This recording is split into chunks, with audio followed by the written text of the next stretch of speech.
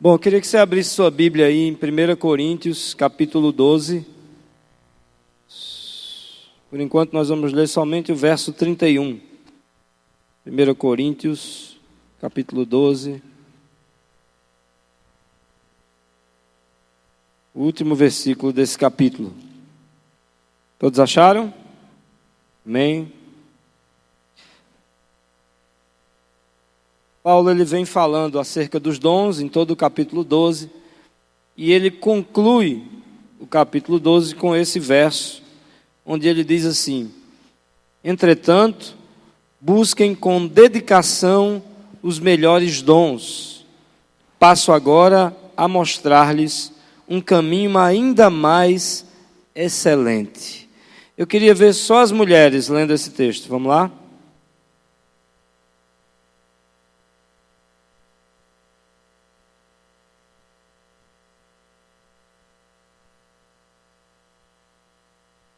Os homens comigo. Busquem dons ainda mais excelente. Todos juntos? Entretanto, busquem com dedicação os melhores dons. Passo agora a mostrar-lhes um caminho ainda mais excelente. Vamos orar? Feche seus olhos. Pai, nós queremos entrar na Tua presença, Senhor, reconhecendo que ainda não alcançamos, Pai. Reconhecendo, Senhor, que em nós há muito o que ser transformado, até que a gente possa chegar à estatura da pessoa perfeita, que és Tu, Senhor. Tu és o modelo excelente, Tu és o padrão excelente, Jesus. Mas nós sabemos que isso pode e deve ser um alvo para a nossa vida. E que em nome de Jesus, nessa noite, Pai, pelo poder da Tua palavra, pela intervenção do Teu Espírito Santo, nós possamos deixar que algumas coisas do velho homem se vão, Pai, para que o novo venha nos revestir, para que sejamos mudados, para que sejamos transformados, para que possamos crescer, Senhor, segundo o desejo do Teu coração. Santifica-nos, Senhor, conforme a Tua vontade, Pai. Muda-nos, Senhor. Muda o nosso jeito de pensar, muda o nosso jeito de sentir, muda a nossa forma de enxergar, especialmente a Ti e ao nosso próximo, Deus. E que a Tua palavra ela venha produzir fruto a 100, a 60 e a 100 por um, em nome de Jesus. Amém. Amém. Você entendeu o que Paulo estava dizendo? Paulo está falando no final do verso 12, do capítulo 12, a respeito dos dons espirituais. Que a igreja de Corinto era uma igreja muito complicada. Era uma igreja cheia de disputa, cheia de intriga. Os irmãos viviam em contenda, viviam em fofoca, viviam com algumas práticas de pecado tão terríveis, tão negativas, que Paulo chega a dizer que alguns deles eram piores do que os descrentes. E o mais impressionante em relação a essa igreja é que, apesar disso, era uma igreja cheia de dons. Era uma igreja que manifestava muita unção, havia manifestação do poder de Deus. E isso é um grande paradoxo, porque não deve ser assim. Apesar dessas coisas poderem acontecer, ainda hoje nós vemos muitas comunidades que, apesar de manifestarem muito poder de Deus, há uma fraqueza muito grande de caráter. E Paulo está dizendo que nós devemos sim buscar os dons espirituais. Aliás, deixa eu fazer uma ressalva aqui. É um grande engano a gente falar do amor de Deus e negar o poder de Deus. Muita gente, por relaxar em relação à graça de Deus, relaxar em relação ao poder de Deus, relaxar em relação à manifestação do Espírito Santo, aí vem com um discurso poético de amor, né? Que nós devemos nos comportar bem, vem com um discurso de ética, de moral, e nega o poder. Não é isso que Paulo está dizendo. Se você refletir um pouco comigo, Paulo está dizendo assim: entretanto, busquem, é uma ordem, é um imperativo, busquem com dedicação os melhores dons. Quer dizer, a gente tem que buscar sim o poder de Deus, tem que buscar sim a manifestação do Espírito Santo. Nós queremos ser uma igreja que crê nos dons do Espírito, que crê na cura ainda hoje, amém? Nós queremos ver o sobrenatural de Deus acontecendo. Paulo está dizendo: busquem com dedicação os melhores dons. Isso é fato. Mas ele diz: só que a partir daí eu vou mostrar um caminho que é superior ao da manifestação dos dons, que em dado momento, em dado sentido, ele está inclusive acima da manifestação dos dons e do poder e do Espírito. E ele começa a falar do amor. Mas é impressionante, gente, é impressionante o que a igreja tem produzido, a qualidade de cristãos que a igreja pós-moderna tem conseguido produzir nos dias de hoje. É muito interessante quando a gente vê como a igreja ela tem conseguido produzir convertidos, mas pessoas que não necessariamente têm se deixado ser conduzidas por Deus, pelo Espírito Santo. O evangelho que Jesus nos deixou é um evangelho de boa notícia. A palavra evangelho significa boa notícia, boa nova. E quando Jesus vem nos apresentar o evangelho, essencialmente, ele está nos trazendo uma mensagem de amor e uma mensagem de salvação. É claro que a palavra de Deus ela é tão abrangente que ela vai tocar, sim, em todas as esferas da vida. Se você nutrir um relacionamento íntimo com Deus e uma busca pelo conhecimento da palavra, você vai encontrar sabedoria para todas as áreas da sua vida. E muitas respostas que você não encontra nos noticiários, nas faculdades, na filosofia, na psicologia, na sociologia, a Bíblia vai te trazer claramente a forma que você deve se portar diante dos grandes dilemas da vida. Mas a questão é que, se nós pudéssemos resumir a palavra de Deus, se a gente pudesse assim espremer a palavra para tirar o suprassumo dela em relação à humanidade, a grande mensagem da Bíblia, de Gênesis a Apocalipse, é a mensagem de um Deus apaixonado, e me permita dizer, desesperado em busca da ovelha perdida.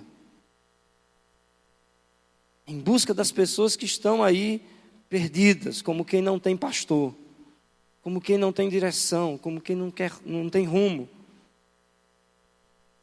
A essência da Bíblia é a mensagem de um Deus que ama a tal ponto que foi capaz de entregar o seu Filho.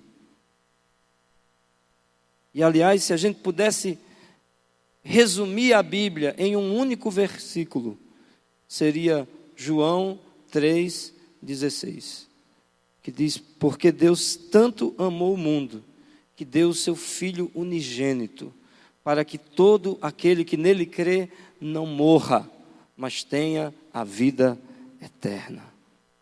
E como isso é maravilhoso. E se não fosse assim, irmãos, não seria evangelho. Quando o evangelho, ele foge dessa realidade da cruz, né? Do Deus que se entregou e substitutivamente se colocou em nosso lugar para morrer, para receber maldição, para receber os nossos pecados e assim nos libertar de toda a condenação e de toda a opressão e do poder da morte. Se o evangelho pregado, ele não toca nessa esfera, não é evangelho. Não é evangelho. Evangelho é o amor de Deus na prática. É o amor de Deus e a salvação de Deus se manifestando ao homem perdido. Por isso que evangelho é boa notícia. São boas novas de alegria. São boas novas de salvação. Mas infelizmente, em linhas gerais, o nosso clericalismo, o nosso nominalismo tem feito e produzido uma coisa completamente diferente do plano inicial de Deus.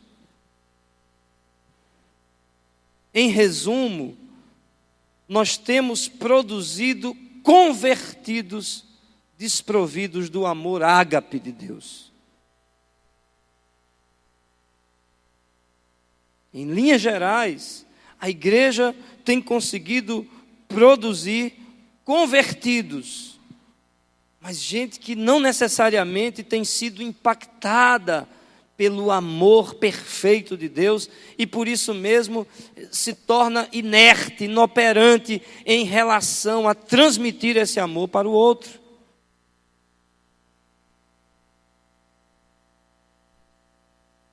Hoje, eu digo isso de uma forma muito triste e ao mesmo tempo impressionado. Hoje é possível nós termos pessoas que aceitam a Jesus, mas que não necessariamente se sentem impactados por esse amor, pelo amor dele. É possível nós termos pessoas que afirmam seguir a Jesus, mas que não foram capazes de reconhecer as pegadas de Jesus no caminho, as pegadas de amor, os passos de amor que ele deu. E que coisa mais contraditória é a gente ter uma geração de convertidos que não está dando a mínima, que não se preocupa em manifestar o amor que recebeu de Deus.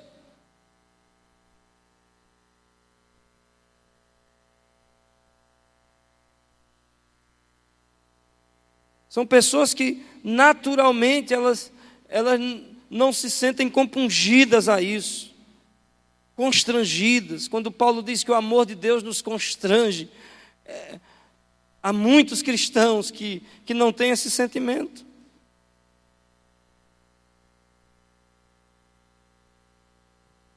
A vida cristã ela não é marcada por esse amor.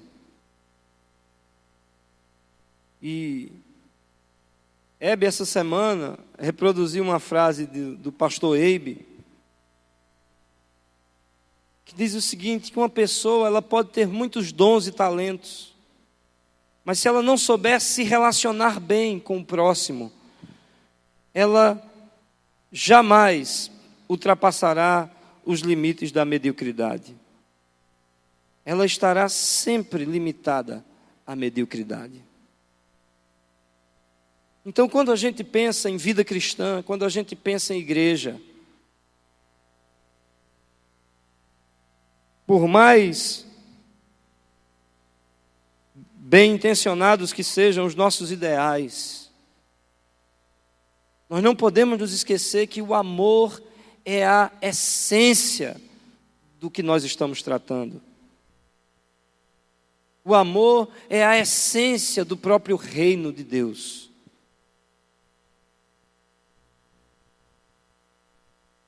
E a gente não pode confundir o amor com liberalidade. Tem gente que acha que porque Deus ama, Deus é absolutamente permissivo.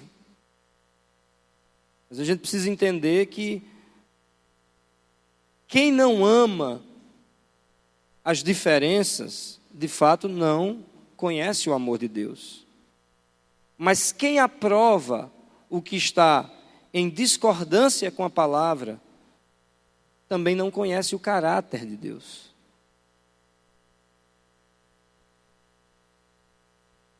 Max Lucado ele diz que Deus nos ama como nós somos, e exatamente por causa desse amor, Ele se recusa a nos deixar como nós estamos.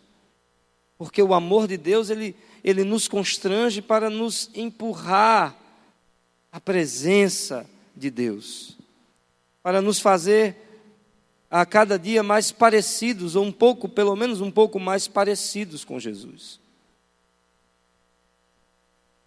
E, infelizmente, esse mundo tem uma ideia completamente distorcida do amor.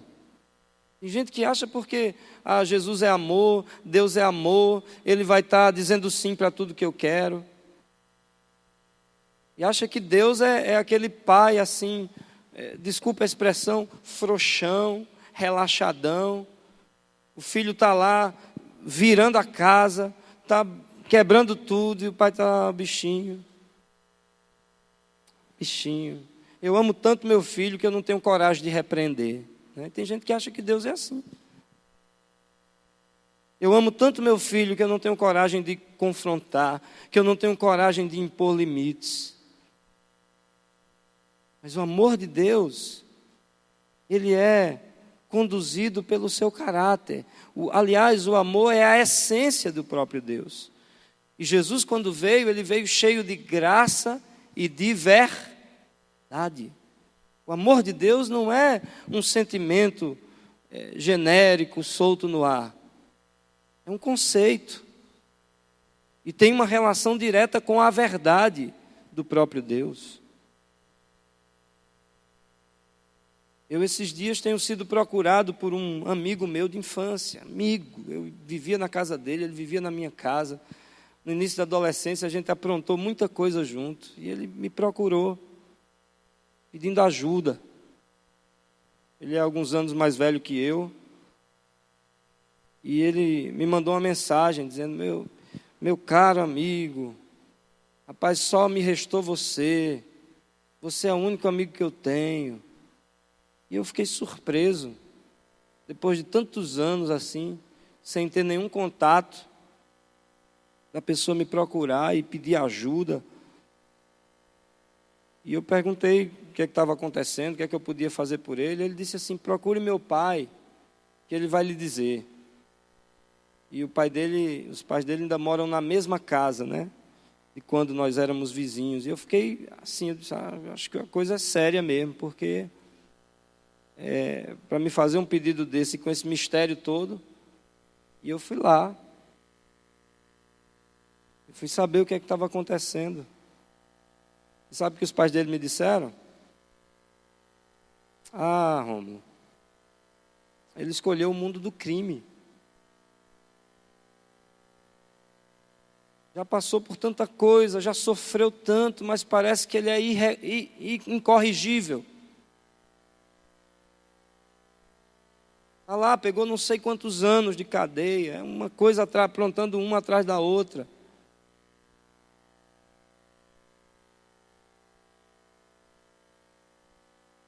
E em muitos anos de condenação para frente, para pagar.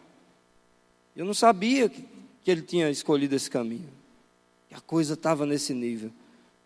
E aí eu voltei para ele, e por mensagem, disse: meu irmão, o que é que eu posso fazer por você? Porque pelo que eu estou vendo, você não está fazendo nada por você. Como é que você vem me pedir ajuda, quando depois de tudo que você já viveu, você continua só se prejudicando?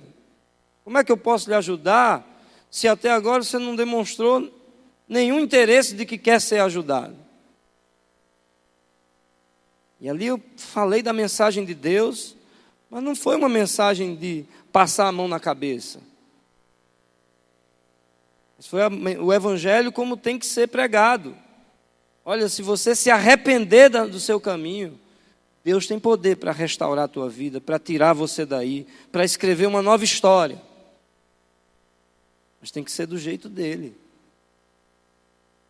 Eu posso te ajudar num primeiro momento, levar uma feira, uma cesta básica, orar por você, mas enquanto você não fizer nada por você, nada vai mudar. Deus te ama, mas é você que precisa voltar para Ele. É você que precisa conduzir sua vida segundo a vontade dEle. Aí eu creio que Deus pode restaurar completamente a tua sorte. E ainda disse mais: Eu creio que Deus pode fazer por você muito mais do que Ele tem feito por mim, se você crer. E a boa notícia é essa. Que de fato, gente, esse amor ágape, esse amor que é a essência do próprio Deus, ela nos foi revelada por Jesus Cristo, ou melhor, Ele nos foi revelado por Jesus Cristo. Se você parar para pensar comigo, até que Jesus Cristo viesse, o mundo não tinha consciência desse nível de amor, desse grau de amor, dessa qualidade de amor. É Jesus quem vai nos revelar o amor de Deus como hoje nós o conhecemos. Até então, o mundo não conhecia. Você pode apelar para qualquer língua, para qualquer tradução. Antes de Jesus, esse amor ágape, que é a essência do próprio Deus, ainda não havia sido revelado a ninguém. E é Jesus encarnado que vem revelar esse amor. Através das suas relações com as pessoas, através do seu ensino, através do seu toque, através da manifestação do Espírito pela sua vida. E Jesus transfere esse amor à vida dos apóstolos. E os apóstolos agora passam a transmitir também esse amor. Vocês lembram da atitude de Estevão, sendo apedrejado? Na hora de ser apedrejado, ele olha aos céus, vê os céus abertos e diz: perdoa, Senhor, porque eles não sabem o que fazem. É alguém que foi impactado pelo amor de Deus, alguém que foi visitado por esse amor, constrangido por esse amor, que na hora da perseguição, ele ora, ele intercede exatamente como ele aprendeu de Jesus fazer em relação aos seus inimigos.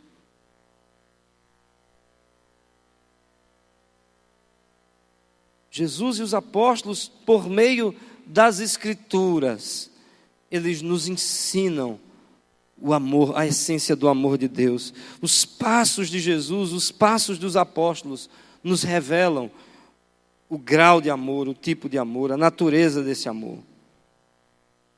Mas tem um outro detalhe. Porque eu acho que o grande problema da igreja é ficar limitado ao conhecimento teórico, técnico, por que não dizer teológico desse amor. A gente fala muito de amor, a gente discute sobre o amor, a gente recita versículos sobre o amor. O logos do amor parece que consegue ainda alcançar algumas mentes. Mas há algo que só o Espírito Santo pode fazer. Quer ver? Eu quero que você acompanhe comigo, vai ser projetado aí, 1 Coríntios 13. 1 Coríntios 13, não apenas pensadores cristãos, teólogos, pastores ou padres reconhecem, mas muitos filósofos, até agnósticos, ateus, eles reconhecem que 1 Coríntios 13 é o maior tratado poético sobre o amor de toda a história da humanidade. Eu queria que você acompanhasse comigo. Paulo diz assim: ainda que eu fale as línguas dos homens e dos anjos, se não tiver amor, serei como o sino que retoa e como o prato que retine. Ainda que eu tenha o dom de profecia e saiba todos os mistérios e todo o conhecimento, e tenha uma fé capaz de mover montanhas, se não tiver amor, nada serei. Ainda que eu dê aos pobres tudo o que eu possuo e entregue o meu corpo para ser queimado, se eu não tiver amor, nada disso me valerá. Aí ele diz assim: o amor é paciente, o amor é bondoso, não inveja, não se vangloria, não se orgulha, não maltrata, não procura seus interesses, não se ira facilmente, não guarda rancor. O amor não se alegra com a injustiça, mas se alegra com a verdade. Tudo sofre, tudo crê, tudo espera, tudo suporta. O amor nunca perece, mas as profecias desaparecerão, as línguas cessarão e o conhecimento passará, pois em parte conhecemos e em parte profetizamos. Mas quando, porém, vier o que é perfeito, o que é imperfeito desaparecerá.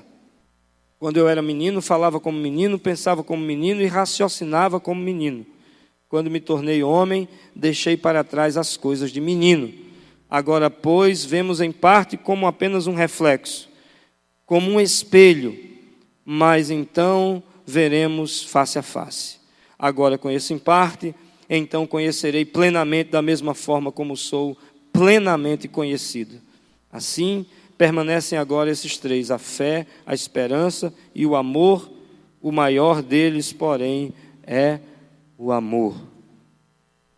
O que é isso? É conhecer o amor pela palavra. É saber do que trata o amor. É saber as inclinações do amor e as coisas que não têm relação com o amor. Tem muita gente que conhece o amor nesse nível.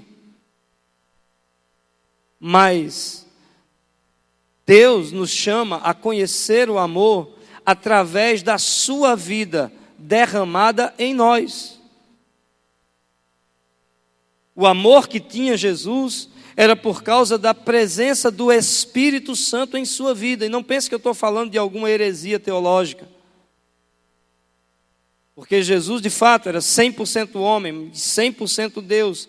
Mas ele dependia do Espírito para o seu ministério. Especialmente para o seu ministério. O Espírito do Senhor está sobre mim, ele disse. Quando ele sai da água em seu batismo, o Espírito Santo veio sobre ele em forma corpórea de pomba. Quer dizer, Jesus, ele tinha a vida de Deus por meio do Espírito Santo. E você só terá a vida de Deus por meio do Espírito Santo. É só assim que eu posso manifestar a vida e o amor ágape de Deus. Dependendo do quanto eu estiver cheio, obviamente, do conhecimento, mas também da vida de Deus, da presença do Espírito, do mover do Espírito em mim. Romanos 5:5 fala dessa experiência prática. E a esperança não nos decepciona, porque Deus derramou o seu amor em nossos corações, por meio do Espírito Santo, que Ele nos concedeu.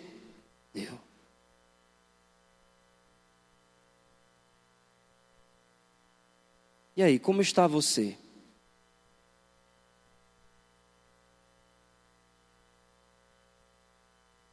Em que nível o Espírito Santo tem sido derramado em seu coração? Que maneira esse amor ele pode se manifestar em sua vida e através da sua vida? Porque o mais importante na vida cristã não é dizer, mas é ser, é realizar e amar. O amor de Deus é amor na prática. E eu não me julgo o maior dos amantes. Mas eu posso dizer uma coisa, eu tenho me esforçado para aprender a amar.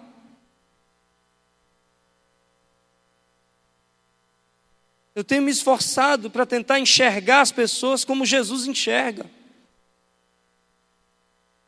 O meu alvo é ser, de fato, um cristão ambulante, um Jesusinho ambulante, um Jesus andando, um Jesus falando, um Jesus que intercede por alguém, um Jesus que toca alguém, um Jesus que alimenta alguém, um Jesus que visita, um Jesus que fala com doçura, que fala com sabedoria. Eu tenho aprendido.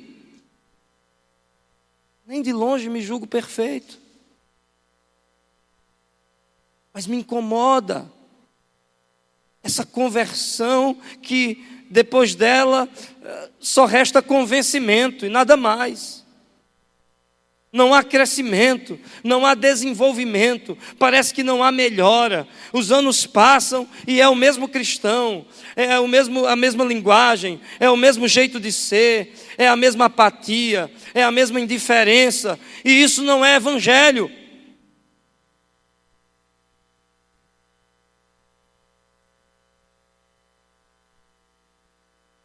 Me dói. Veem que muitos redutos cristãos, o que impera é o tradicionalismo, são as bajulações, são as formalidades.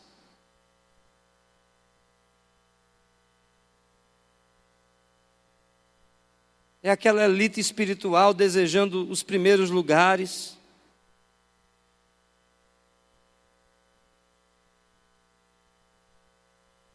Mas você não vê o amor na prática. Você não vê o cristão enxergando o próximo como Jesus enxergaria. Desde que eu me converti, que eu conheci a Jesus, comecei a me envolver com a igreja, né? Porque eu fui abraçado por uma comunidade, eu fui encorajado numa comunidade, eu cresci em uma comunidade cristã, mas desde o começo eu ouvi essa expressão que a igreja é o único exército que mata os seus feridos, e é verdade. Infelizmente, na maioria das vezes, é isso que a gente tem visto. O irmão se afasta um pouco do caminho e logo surge uma condenação, uma sentença. Sai um pouco da linha, sabia que não ia dar em nada. Em muitos redutos cristãos, assim como o exemplo da igreja de Corinto, é sapateado, é reteté, é oração em língua, é rodopio, é espetáculo, é profecia, é decretação de milagre. E eu vou dizer uma coisa: se tem alguém que crê nessas coisas, sou eu creio, não duvido não. Mas quando essas coisas se tornam um fim em si mesmo, o evangelho, ele se dilui, se transforma em circo. Porque a essência de Deus, irmãos, é o amor. Paulo diz assim, olha, busquem com dedicação os melhores dons, mas a partir de agora eu passo a mostrar a vocês um caminho sobremodo excelente, mais excelente, que está acima de todas as outras coisas. Não exclui as demais, mas que está acima das outras coisas. É aliar a revelação bíblica à experiência pessoal com Deus.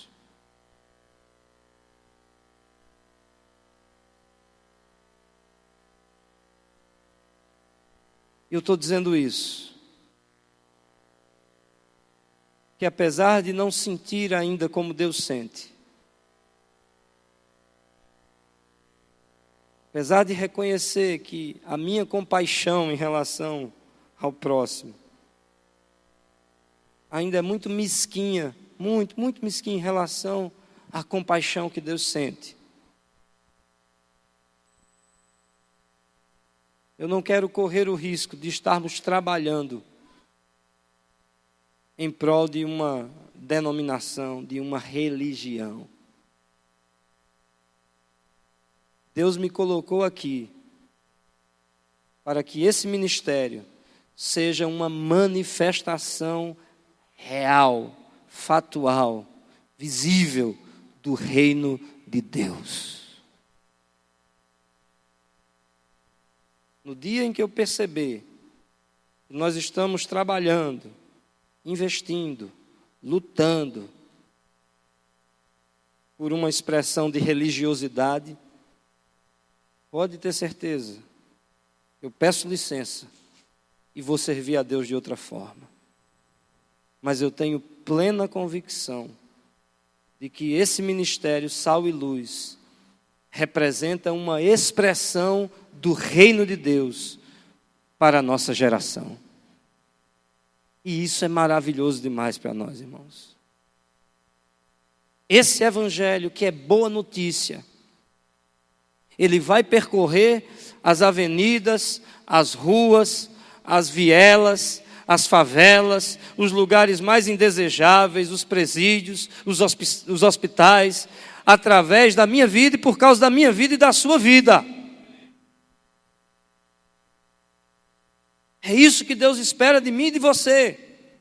Não apenas que a gente conheça esse Deus, que a gente fale desse Deus, que a gente de repente se bata com alguém num supermercado e na fila, naquele papo ali, esperando a nossa vez, chegue o assunto, você é evangélico, seu evangélico também, onde não há uma expressão real do reino, onde não há uma expressão real do amor essencial de Deus. Não é isso que Deus quer. Deus quer que eu e você sejamos Ele, o próprio Jesus, encarnado, andando aqui na terra. E você pode dizer: meu irmão, esse pastor ficou louco. Ele está dizendo isso porque ele não conhece a minha vida. Ele está dizendo isso porque ele não conhece minhas limitações, ele não conhece os meus pecados, ele não conhece as minhas falhas. Meu irmão, você está enganado. É exatamente por saber de onde eu vim, quem eu era e o que esse evangelho fez por mim, que eu creio que você ainda será poderosamente usado por Deus na vida de muita gente. O desejo de Deus é que você manifeste o seu reino, manifeste o seu amor àqueles que estão perdidos. Eu quero encerrar, se você puder abrir sua Bíblia comigo,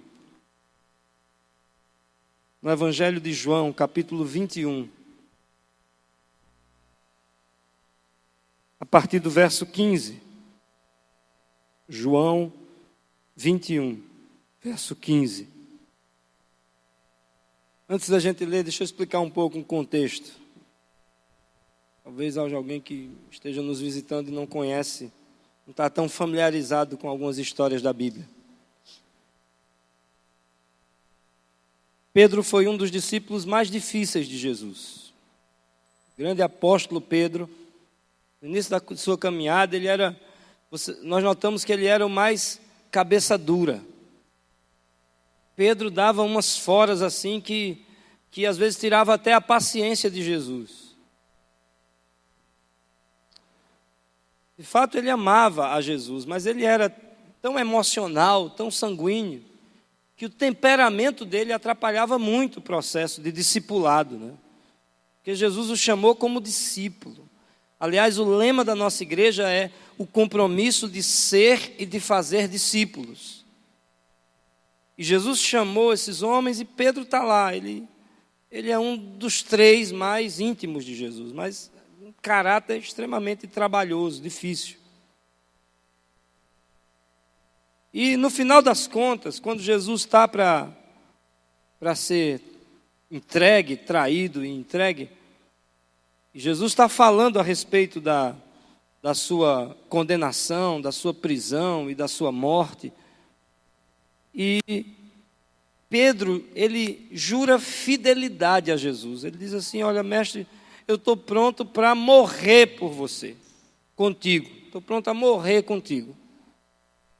E aí, Jesus, obviamente, conhecendo todas as coisas, ele olha para Pedro e diz: Pedro, deixa eu dizer uma coisa para você. Tu está pronto para morrer comigo?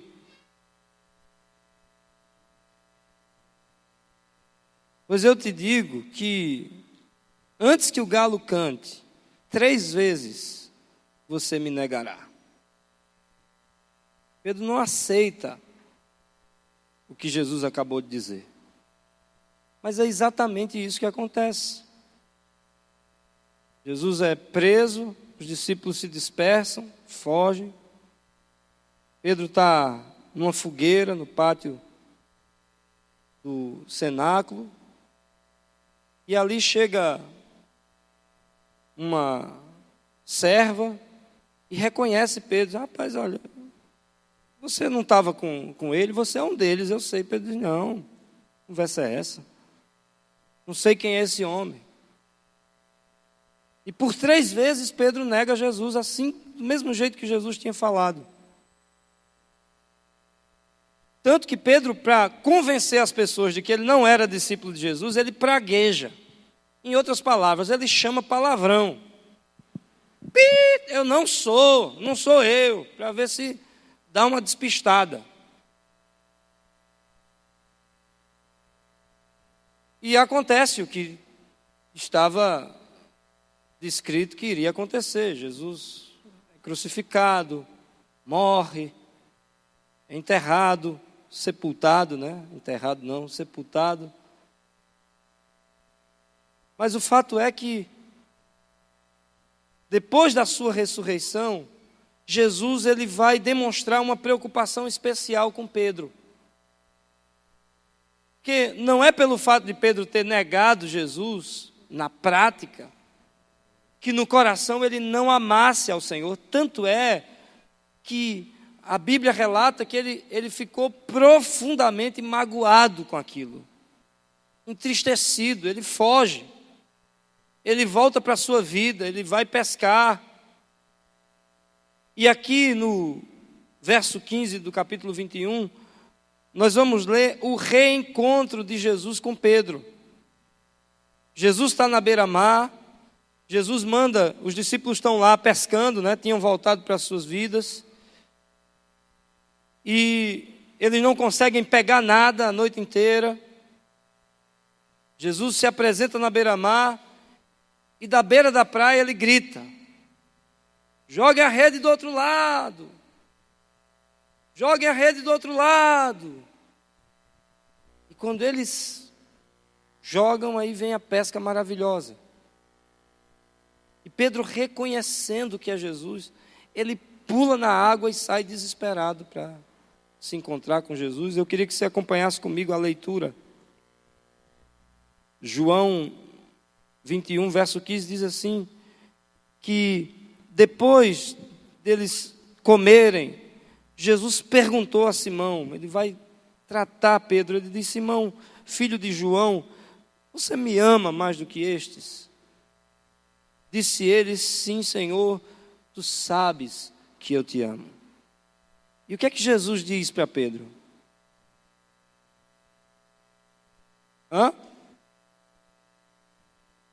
Vamos lá todos juntos? O que é que Jesus diz? Cuide dos meus cordeiros. Novamente, verso 16, Jesus disse: Simão, filho de João, você me ama? E ele respondeu: sim, Senhor, tu sabes que eu te amo. O que é que Jesus diz? Pastorei as minhas ovelhas. E pela terceira vez ele lhe disse: Simão, filho de João, você me ama?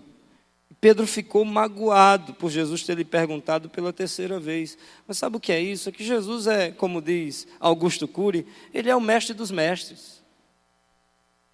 Em todos os ramos da vida, Jesus é o mestre dos mestres.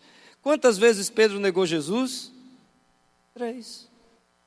Para que Pedro fosse interiormente curado, ele precisava confessar essa declaração 3 vezes. E pela terceira vez ele pergunta: você me ama? Ele disse: Senhor, tu sabes todas as coisas, sabes que te amo. Disse-lhe Jesus, o que é que Jesus diz? Cuide das minhas ovelhas. Digo-lhe a verdade, quando você era mais jovem, vestia-se e ia para onde queria. Mas quando for velho, estenderá as mãos e outra pessoa o vestirá e o levará para onde você não deseja ir. Jesus disse isso para indicar o tipo de morte com a qual Pedro iria glorificar a Deus. Então lhe disse: siga-me.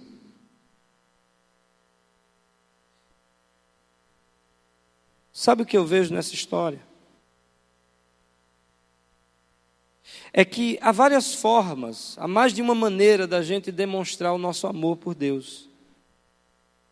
Aqui no Evangelho de João tem uma delas que diz assim: aquele que tem os meus mandamentos e os guarda, esse é o que me ama.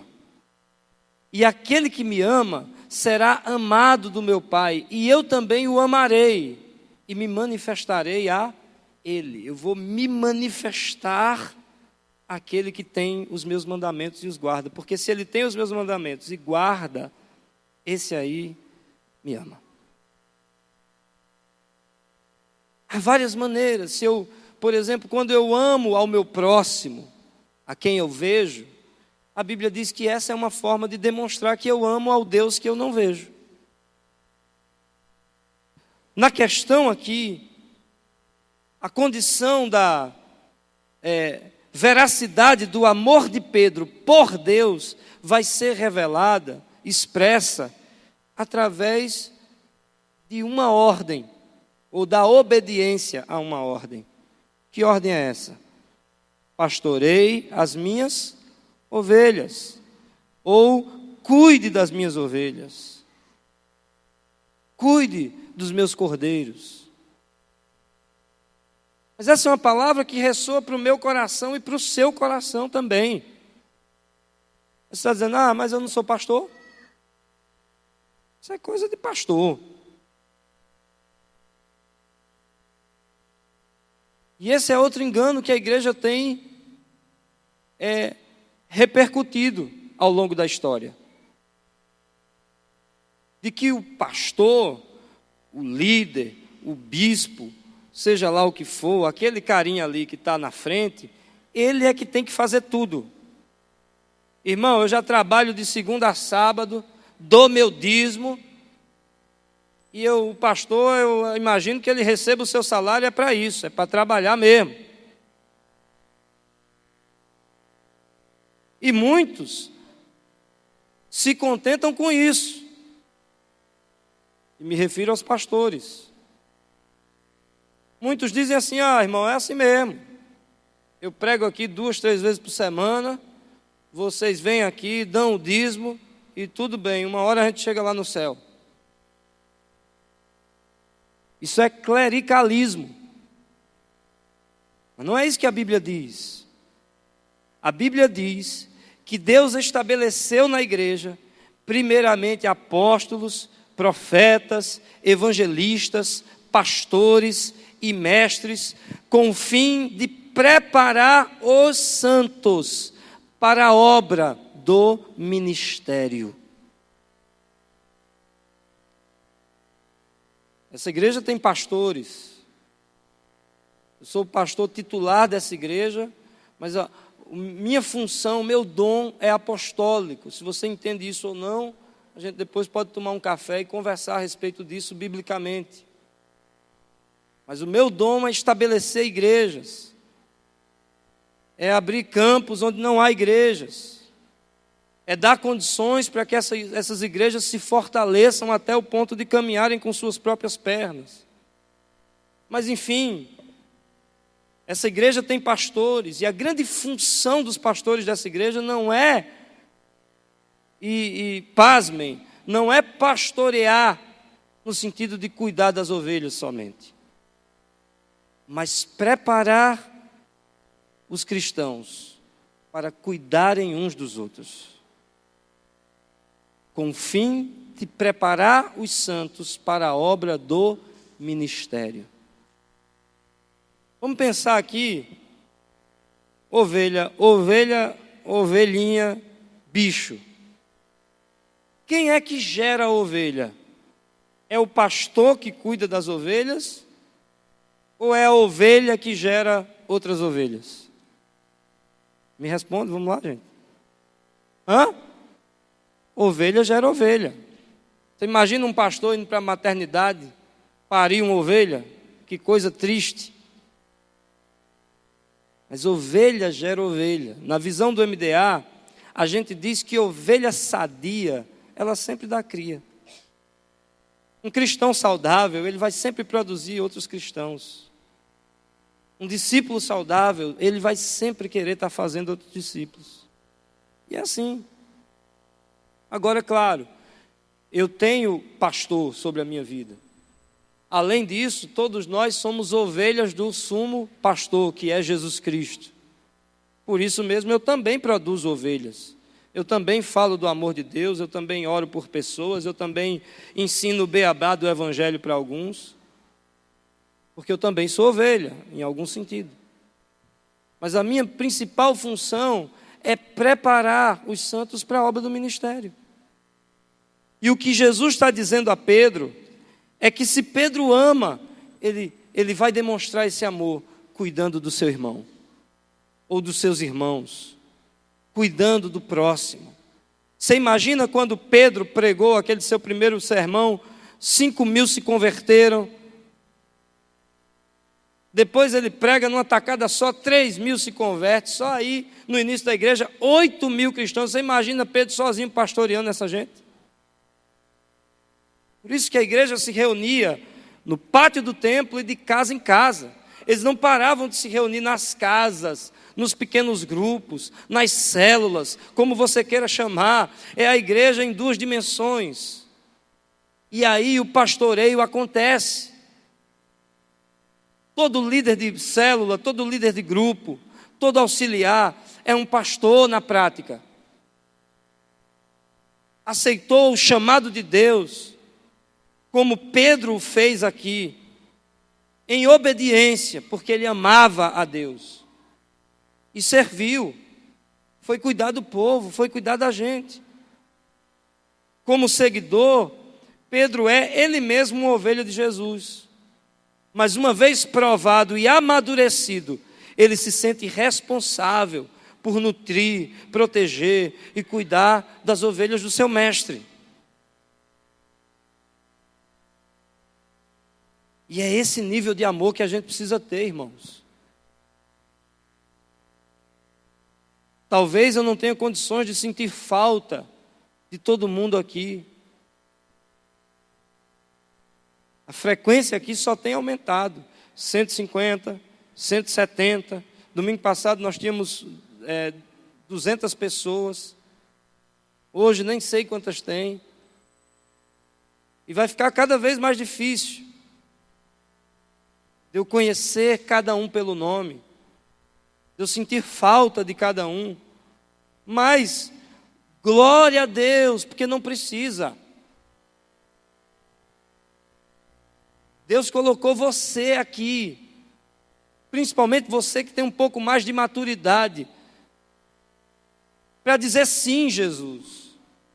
Como disse Pedro, tu sabes que eu te amo, Senhor, tu sabes que eu te amo, tu sabes que eu te amo. Pedro, aí Jesus olha para ele e diz, então segue-me.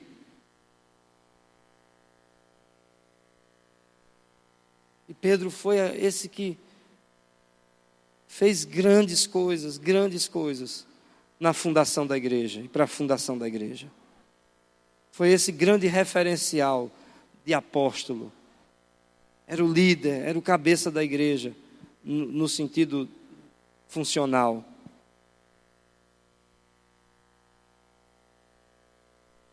E me permita um pequeno detalhe. É por isso que Jesus vai falar para Pedro a respeito de como ele vai morrer.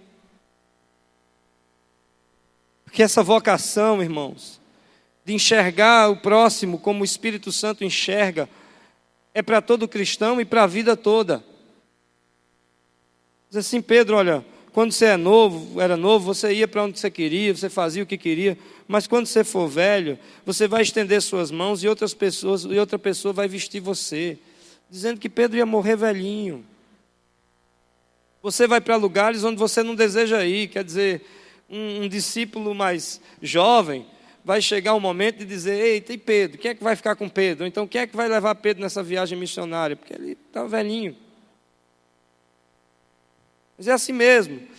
Jesus disse isso para indicar o tipo de morte com a qual Pedro iria glorificar a Deus. Você já parou para imaginar com que tipo de morte você vai glorificar a Deus? Tem gente que nem pensa nisso, mas trata de pensar.